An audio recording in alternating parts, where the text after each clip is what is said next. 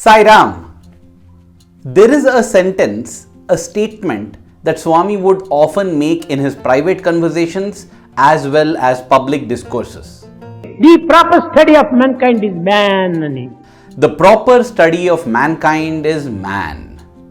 And this statement, I am sure that every Sai devotee would have heard, would have registered, and will be able to quote it even in the middle of the night. And yet, if we try to ask what is the meaning, what is the import of this statement, the proper study of mankind is man, we will be left scratching our heads and thinking and coming up with plausible explanations. The reason for this is that this statement is borrowed from an essay written by a poet, Alexander Pope, who lived hundreds of years before. Here is how I have understood it clearly. Take another statement of a similar structure.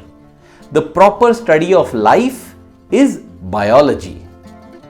Now, this statement means that if I want to understand life, if I want to understand how living things function, I need to study biology. In the same manner, the proper study of mankind is man means that if I wish to understand mankind, how it functions, I need to study man.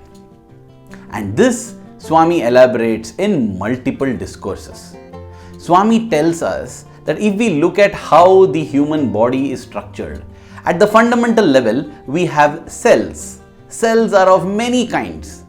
These cells come together and form tissues. We have connective tissue, we have epithelial tissue, we have nervous tissue, skeletal tissue, many kinds of tissues. Now, all these tissues come together to form organs and limbs. We have the karmendriyas and jnanendriyas as they are called in Sanskrit, and in English, yes, organs, internal organs, external organs, and the limbs, the hands, the legs, etc. Now, organs come together to form organ systems like the nervous system, the circulatory system, the reproductive system, the excretory system, the muscular system, the skeletal system. All these systems and limbs together form the human body. And Swami says when we understand this, we will be able to understand the world, the universe, the entire mankind. Now, how that plays out is so beautiful, but that also is just one perspective.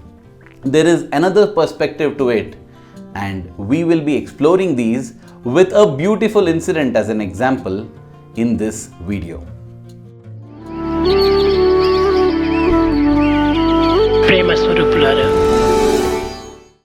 Let us travel back in time to the November of 1995.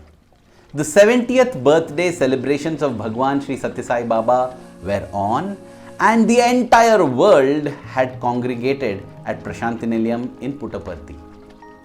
As Dr. Narendranath Reddy, the chairperson of the Sri Sathya Sai International Organization, recalls, there was so much influx of people, millions of devotees had gathered, that temporary constructions had to be made, sheds erected to accommodate all of these people.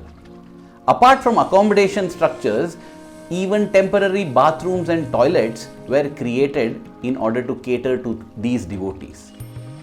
As the birthday drew near, the devotees and in fact Bhagawan himself observed that there was a dirty odor, a stench, a stink that pervaded the ashram premises.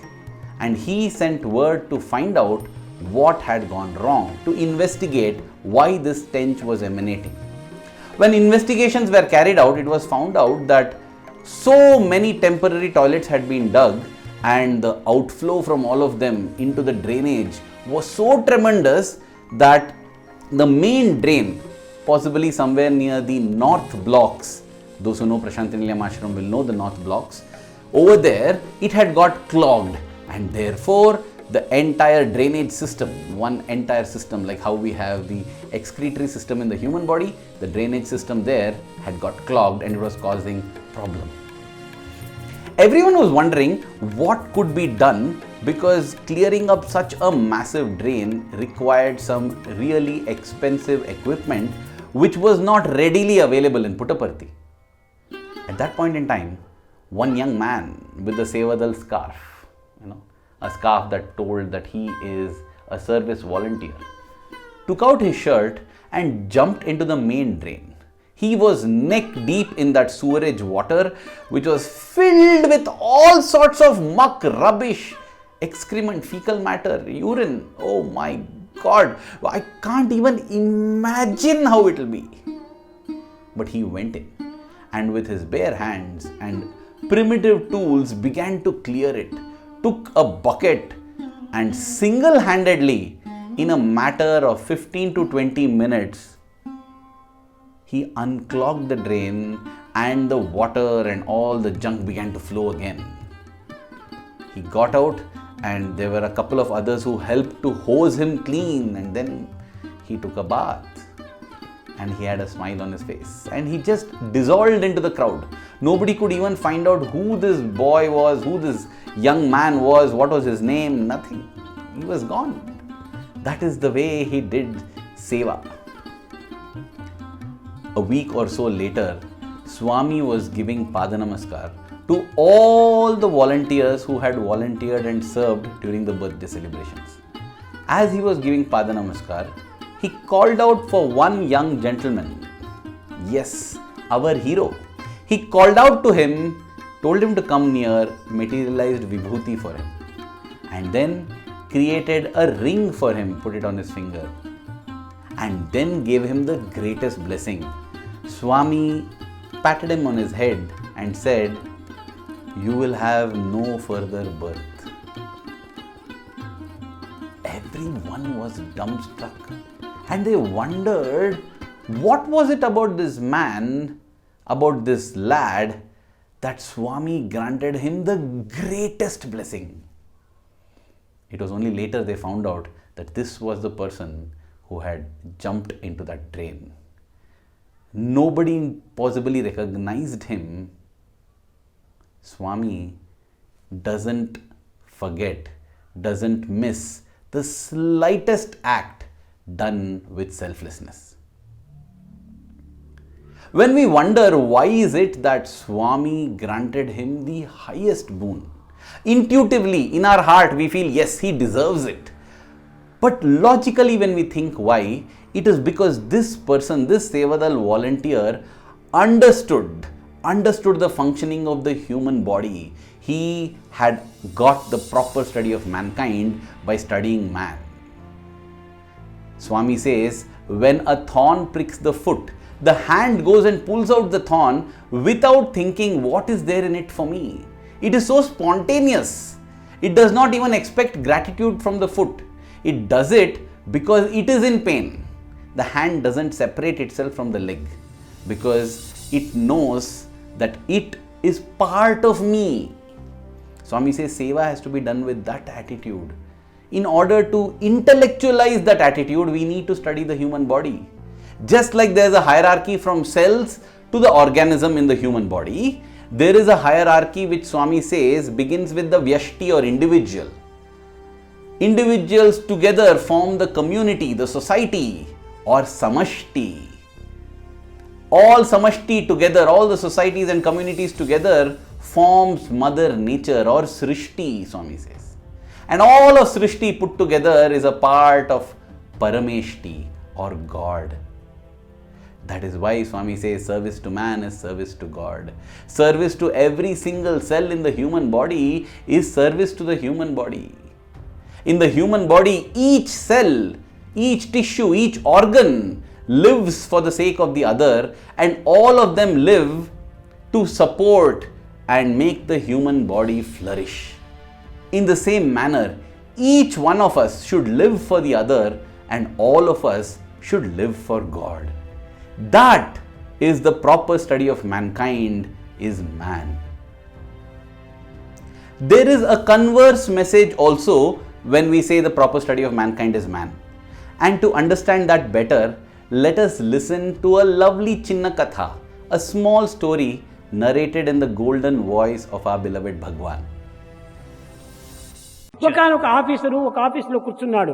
An officer was there in his office. ఇంట్లో పిల్లవాడు చాలా రోజులు చేస్తుంటుంటే భార్య పంపించింది ఆఫీసుకు. మీ తండ్రి దగ్గర పోయి కూర్చోబెట్టుకో, ఈ అల్లరంతా నేను చూడలేను అనింది. As the boy's son is highly mischievous, the mother has asked him to go to the office to spend time company with the father. తండ్రి ఒక బ్యాంకులో ఉన్నాడు. And father was there in the bank. ఈ బ్యాంకులో తండ్రి ఉంటుంటే ఈ పిల్లవాడు తండ్రి దగ్గరికి పోయాడు. The boy went there. చెప్పాడు. అక్కడ కూడా అల్లరి చేస్తున్నాడు. అన్ని పేపర్లంతా లాగటం చేయటం ఇట్లాంటివంతా చేస్తున్నాడు. The boy was mischievous even there in the bank. ఒక ఏదో ప్రక్కన ఒక ఇది ఉంటుంది, అది map. There's map on one side.